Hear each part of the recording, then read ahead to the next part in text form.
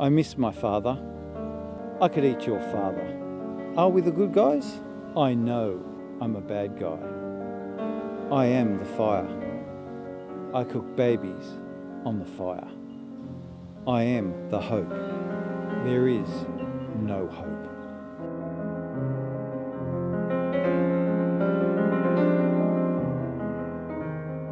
Hi, I'm Bruce Pattinson from Total Education Centre, and today's lecture is going to be on characters. This is the second in our character series, and you should watch the first lecture before you watch this one, really.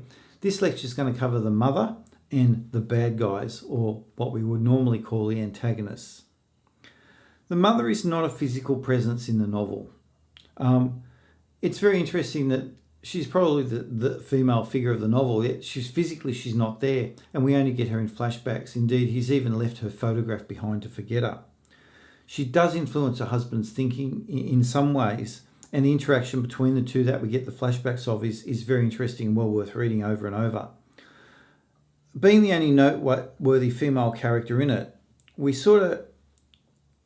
it's really a male-dominated book. I don't know what feminist critics would make of that, but certainly it is a very boy book in such. But the emotion in the book is what engages the female readers, in my opinion, although that could be debatable as well.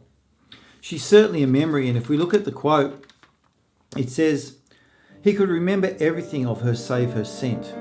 Seated in a theatre with her beside him, leaning forward, listening to the music. She held his hand in her lap and he could feel the tops of her stockings through the thin stuff of her summer dress. Freeze this frame." Okay, so that's a memory that he has of her, and that's all she is now. I suppose we've all read the book, so I'm not going to give anything away here.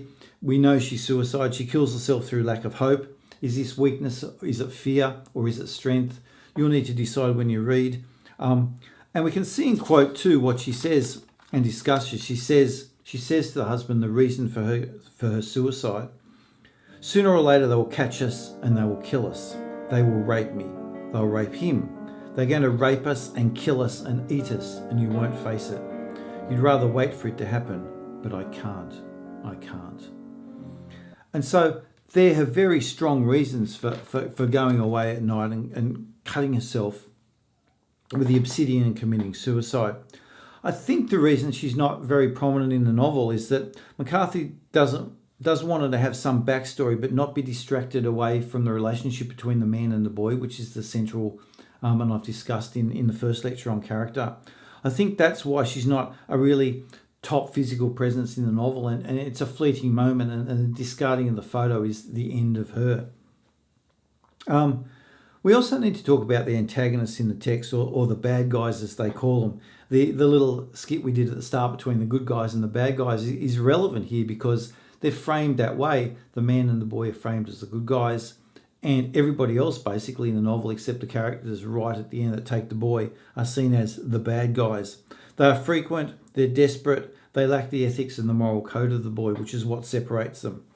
Let's have a look at how he describes one of them, and that'll give you a genuine idea of what they like.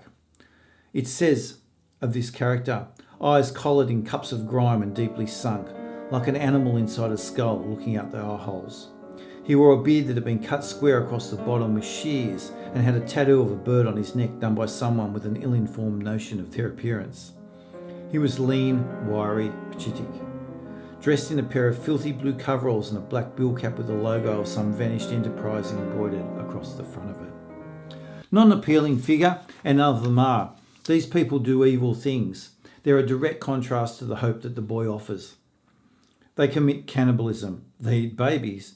They have slaves. They steal. They rape.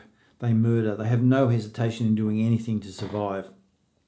They're an extremely good counterpoint and an idea of what a society like this might offer to some sorts of people. You can imagine people doing these things out of sheer necessity for survival and losing their moral code.